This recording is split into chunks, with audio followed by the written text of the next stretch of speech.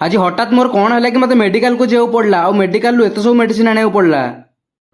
तो मु हूँ राकेश जाजपुर टोका। तो मेडिकल जीवार कारण तो मो हाथ पूरा कुंडे फल जाऊला एंड से धीरे धीरे बॉडीटा इन्फेक्शन होता। तो मुझे मेडिकल जाइली एंड मैं आगुरी भी यार इंजेक्शन नहीं तो कमी ना तो से पुणी मेडिकल जाइली। तो सेठी डॉक्टर को देखी तो मुझे मेडिसिन नहीं पलि आसली।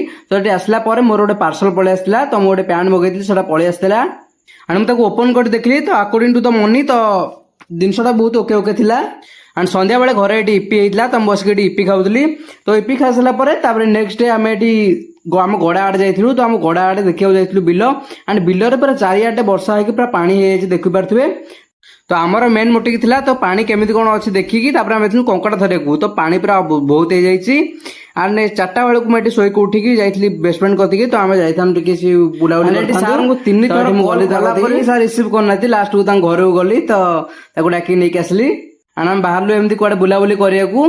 तो एमती बुलूलु तो ये गलु कठणी मठ आड़ को बुलिया तो ये किसी फटो फटो उठा जाइलु एंड ठीक बसा बस करके आसलु एंड यहाँ देखिपे। तो यहाँ हूँ कठणी मठ मंदिर। तो यहाँ हूँ मंदिर फुल व्यू।